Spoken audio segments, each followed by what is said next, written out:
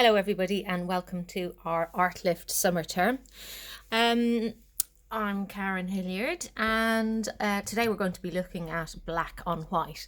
So last term we did charcoal and we did still life, and we talked about white chalk on a black background. So what I wanted to do was give you the opportunity of having a play with that. So what I've done is to, rather than just launch straight into it, I wanted to give you a little bit of a play. So the pieces of paper that I gave you, oops, sorry about that. Some of you be feeling seasick with that. So yeah, I just gave you these sheets of paper and I gave you sticks of chalk. Now, I just wanted to talk about the chalk first of all. This chalk is exactly chalkboard chalk, the kind of stuff that you would have used in school on a blackboard. Now, so that we could do this, it was very expensive to buy single pieces of chalk that would be artist quality chalk. And the difference is, when you think about the pencils that you use, so here's one, which is what we've been using for any pencil work, which is a 4B. You've got different markings on your pencils. Some pencils for architectural drawing are HB, and there are different types of H's. So they're a very hard lead, whereas we tend to use B's, because the higher the number on the B, the softer the actual lead is, or the graphite that's in here. And what that allows us to do is to build up tone and shades of darkness, really, if you were to try and kind of pick it apart. So like if you did a straight line with a HB pencil, no matter how hard you pulled, you dug into the surface, you wouldn't get it going darker. But when you have a soft pencil like this, and you'll notice you can go up to much higher than that, you can go 8B, that's much softer, you'll find that you can get it blacker, darker. It's got much more depth of tone. So that's that. So the reason I'm telling you that is looking at the chalk. So this is kind of like your H pencils or your HB pencils. They're hard. They don't have the softness that a professional artist chalk would, or even just any old artist chalk. You know, it's got much more. You can get much whiter whiters, and the greys can be much softer, and lots and lots of layering and depth of tone. Okay, that's that. So what I'll be using today is chalks. I have cut out a circle out of paper. I took the paper out of the pad I gave you. There it is. I turned that upside down, drew it around, cut it out, stuck a little bit of tape. Sometimes when I want to secure things, I'll just take a little bit of tape like that and just create a little thing like that, and it just means it's sticky everywhere, so that you can just position something temporarily. So that's what I did with that. So what I'm going to do with this is I'll position the camera. I'll position this properly in front of the camera, but I just wanted to show you what the outcome was that we're kind of looking at. So here you have I've put this tape on just to segment the different areas. You don't have to do that. I just think it looks quite nice, because sometimes you can't quite see where you've been, whereas when you take off that tape, you've got a really strong line, and it just creates that miniature kind of aperture of what you were working on. So anyway, that's just me. I like to do that. When you put your tape across, rather than pushing it down really hard, what I do is just do either side like that, because all you want to do on this is make sure that you are keeping a crisp line around the edges. So that's all I would do. You don't want to kind of really stick the whole thing down, because you may find that, depending on your masking tape, that some of it might come off. Okay, so here we go. I might make this into 2 videos. Seems to be doing my usual thing of talking too much. Okay, so little thing like this, sticking that down and starting to play with it. And why I wanted you to do this, you don't have to do this, but it's a useful exercise, is just to get to know your material. So what you want to do is just to play with it where you're taking it out from there.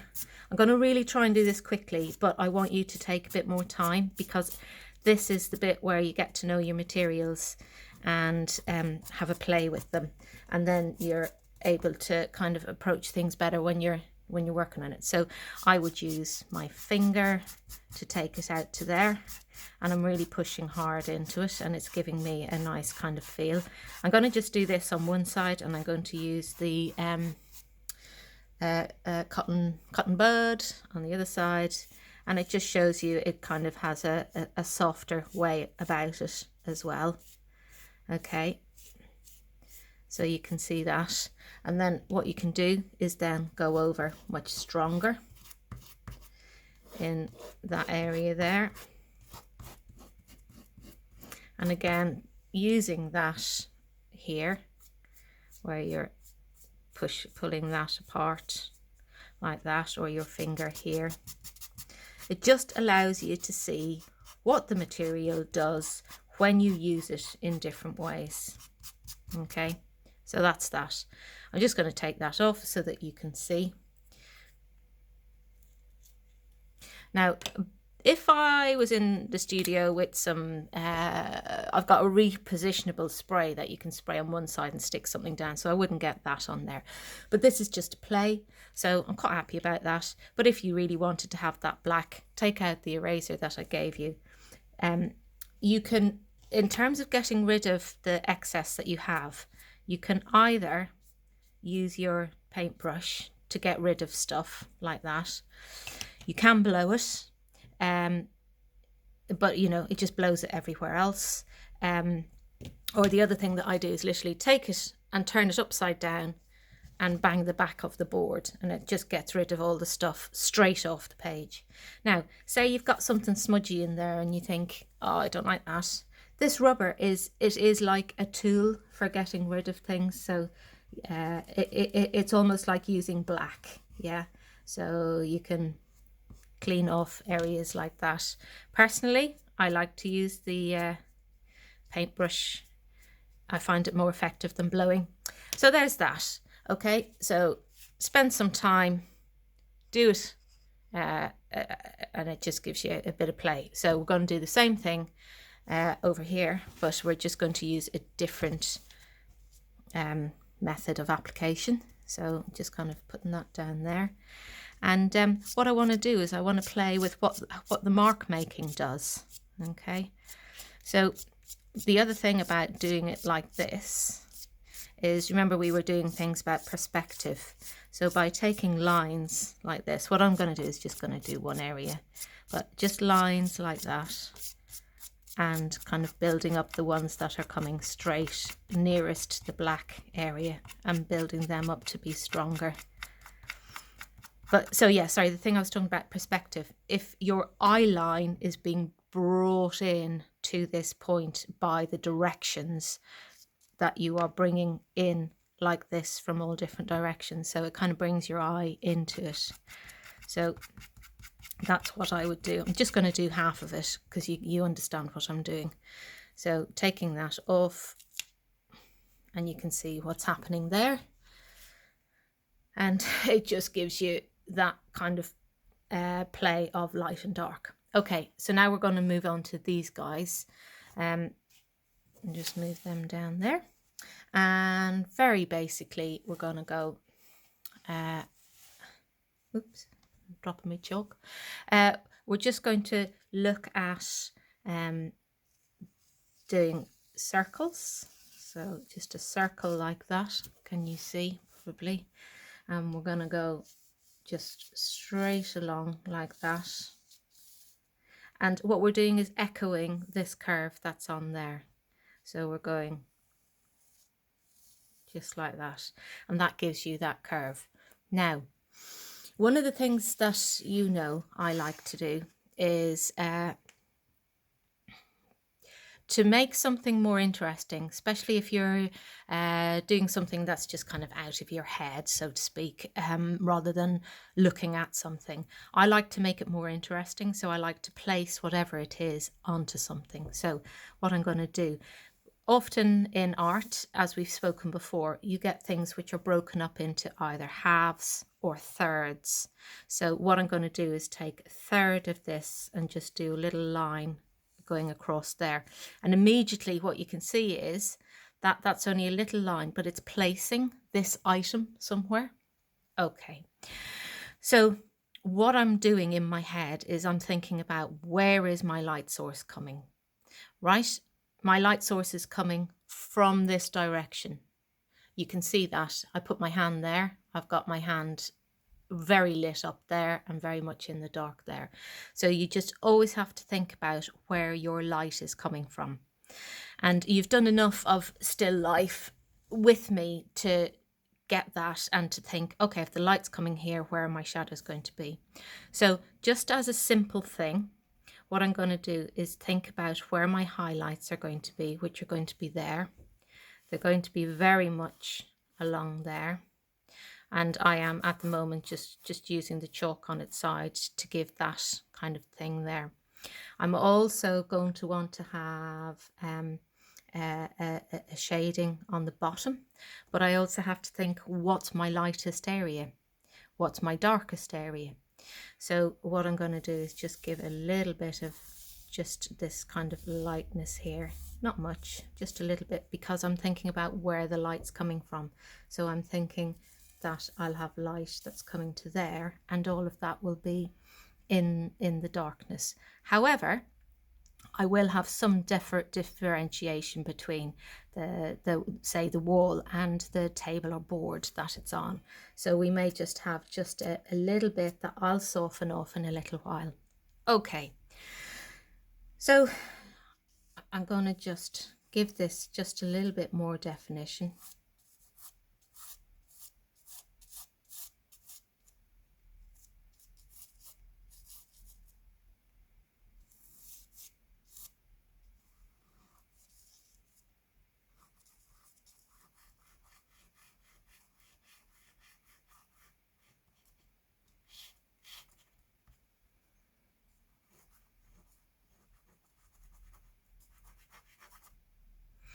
So at the moment I'm thinking I need this to feel different to that. So in comes ye oldie trusty, wherever I put it, E.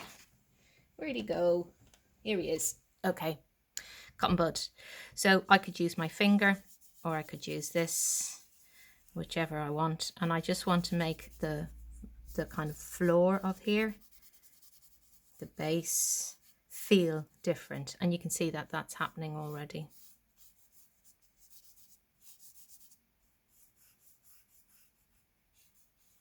I can sharpen anything up at any time, and I'm just going to drag that down a little bit like that to give the feel of there being an edge of a table without it being too much strength of light on there.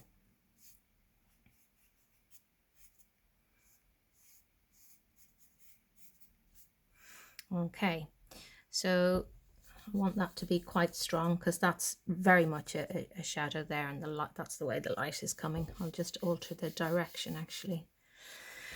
Okay, so also what I'm going to do here is just use my finger, and I'm using my finger in a directional way because I want to feel the circle of what's happening, of the kind of roundness of this.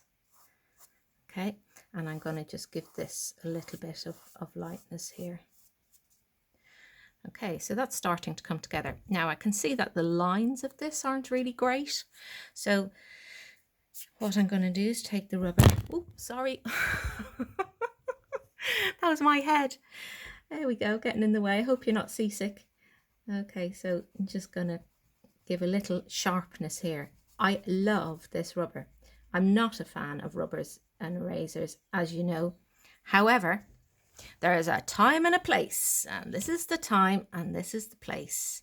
because what we're doing is we're not using it as something to correct mistakes. We're using it as a tool for definition and it's almost like using this as a piece of dark drawing tool. Okay, now the other thing that I know I'm going to have is a little bit of a dark shadow underneath here, because where this meets, I will have, see that? It's magic, isn't it? I'll just have that little bit of darkness there. Now, what I do want, we've got a nice definition of kind of what's happening on the round here. So what I want to do is just to give enough of a definition here so that it looks right and it looks, you know, round. So I would play and I would tweak that a little bit more. Oh God, I'm so sorry. I keep hitting that with my head.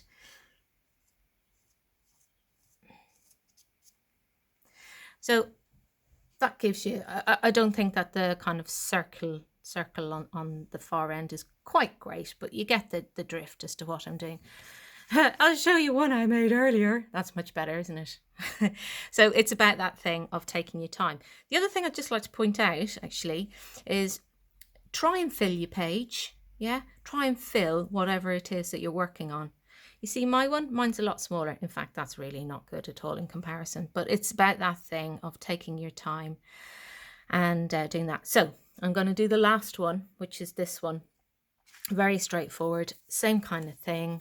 We're just going to give it so a square. Hang on, let me just get this in the right place so you can see what I'm doing. So we're going to go just a square.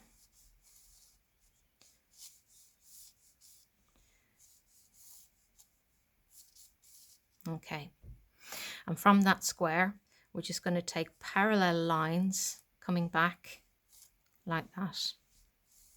Okay, and then what we're going to do is parallel lines to these, to there. Yeah, and we're going to do parallel line to these. Okay, so just to go over it again, starting off with your box, then taking two parallel lines going that way, sorry, three parallel and that way.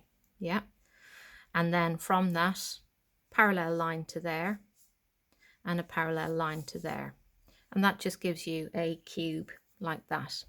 So now we're thinking about, again, where's the light coming from? It's coming from this direction.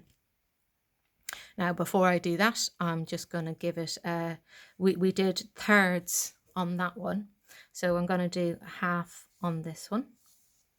So this will give you the feeling that there's a table there. Now, just to start with, I'm going to do that perspective thing that I was talking about earlier, so that I'm going to go straight like that, and in like that, and in like that. Some of this will be taken away because the shade and shadow will be there. But what this will do, I'm going to allow there to be, you know, a few kind of strokey bits on there, so that we get a feeling of it being, excuse me, to that line. So I'm just going to allow that to kind of come out like that, straight in. And I know some of this will be shade and shadow, as I said, so I will be taking that away. But what that already does is it just funnels us in. Okay, so I'm thinking already about the shadow and the shade and where that's going to be. So I'm in my mind, I'm thinking this is going to be the very whitest area. This is going to be really white, going into more shade, and this will be somewhat shaded. So brightest, bright, cooling down, next brightest, next brightest, and darkest. So that's what we're aiming at. So it's always thinking about where the light's hitting. So let's just go.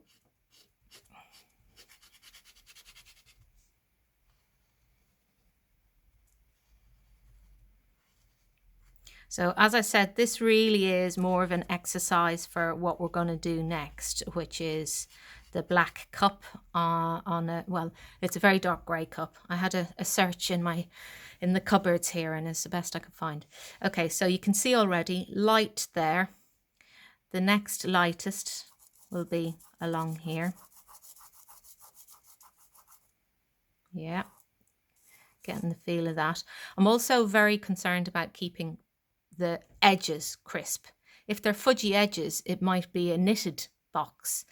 If the edges are crisp, it's a crisp card or stone or whatever. So it's about kind of trying to figure that that's what you're looking at. Okay, so that gives you a good feeling.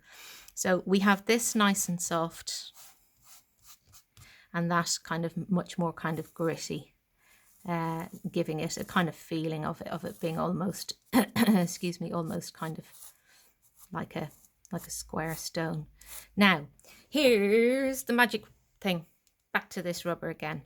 So I am just going to blow that there. I want to tidy up this stuff here. So you can see by using that there, I'm getting a lovely sharp line. Take that away at the top. Now, sometimes you'll need to kind of come and go at it. Just take a bit of this off here. Sometimes you can just use literally the side of the rubber to get your straight line.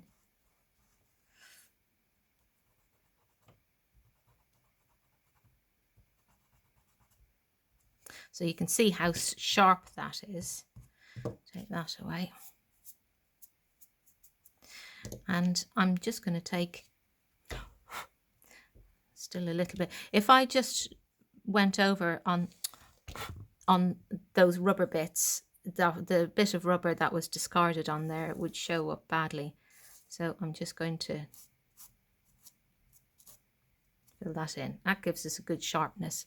And now I'm going to give that kind of highlight. So the edges of this, and also I'm getting a little bit of a line going, oops, there we go, kind of along like that. So that's kind of it. This is a little bit too light for me. So what I'm going to do is just going to take that down so it's a little bit more in the shade. Okay, and I'm also going to just take the shadow. You can see how lovely and sharp that line is.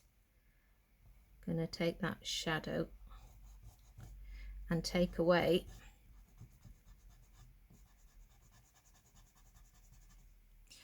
that area there, and that's what's giving me my shadow.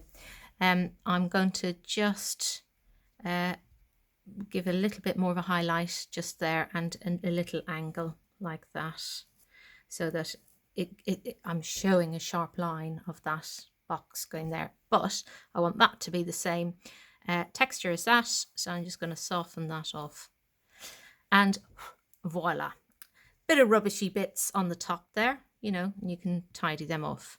And to secure these, what you want to do is use your hairspray, and that's it. So I'm just going to bring this one down on top of there, because you can see that it's, again, a little bit more time spent on it. Try and get it how you want. So I will take photographs of these and upload them when I send you the videos that the video that I've just done. Okie dokie, so that's week 1, and it's just about taking the material, getting to know it, and having a play. And week 2, next week, we're going to move on. Oh, so sorry, I keep hitting that. We're going to move on to, let's see if I can tilt this. We're going to move on to drawing that. So just to set up in a box, so you can kind of keep your eye out for any kind of cardboard box. You just need 2 sides and a base. You can either paint it black, or you can use some black card, or whatever you want. And yeah, what we're going to do is look at placing it in that box and where the light and where the dark is. And yeah, that's what we're going to do. That's it. Okay, I hope you're all well and looking forward to seeing you guys all on Zoom. Okay, cheerio.